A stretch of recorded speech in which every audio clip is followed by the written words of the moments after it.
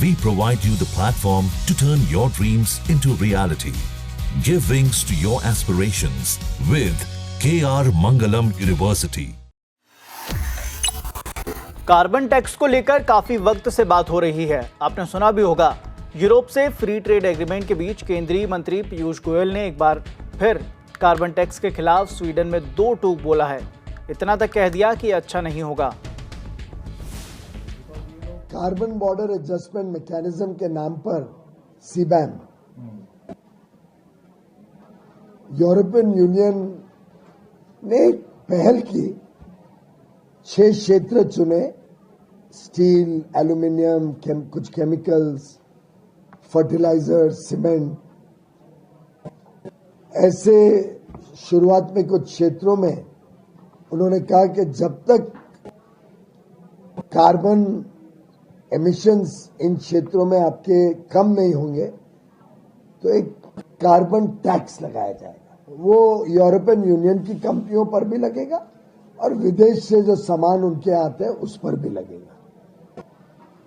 परंतु एक प्रकार से ये भी एक नॉन टैरिफ बैरियर है।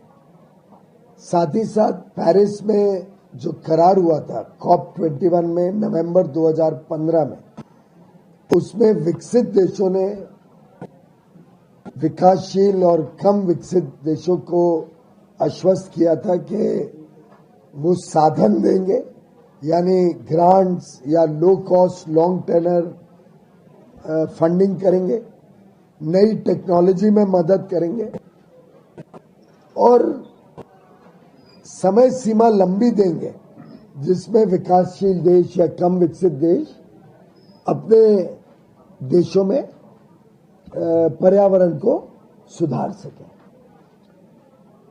दुर्भाग्य की बात है कि ये नहीं हुआ।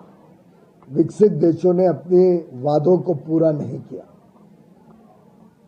और उसके कारण आज एक ऐसी समस्या बनी है कि जब यूरोप सीबैम और डिफॉरेस्टेशन और ऐसे कानूनों के माध्यम से भारत जैसे देशों पर या तो टैक्स लगाता है, कार्बन टैक्स लगाता है या कुछ प्रतिबंध लगाता है, जो मैं मानता हूं सही नहीं है, एक तरफा है, अन्याय करता है भारत के उद्योग के ऊपर और भारत के व्यापार पर, क्योंकि हमें वो समय नहीं मिला, हमें वो साधन में समर्थन नहीं मिला जिससे हम भी विकसित देशों की तरह आगे जा सके और अपने अपने बिजनेस प्रैक्टिसेस को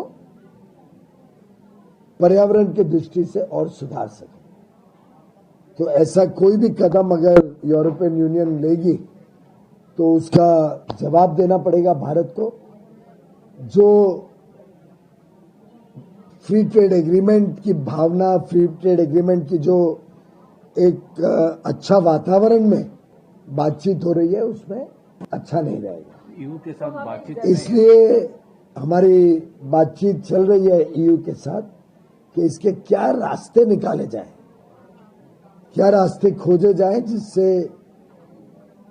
जो भावना पेरिस में व्यक्त की गई थी और मानी गई थी उसका भी सम्मान हो और भारत जैसे देश जो पर्यावरण की लड़ाई में अग्रसर है, जिनका योगदान विश्व में पर्यावरण सुधारने के लिए बहुत अहमियत रखता है और बहुत अच्छा माना जाता है। हम G20 देशों में जो 2-4 गिने चुने देश अच्छा काम कर रहे हैं उसमें माने जाते हैं।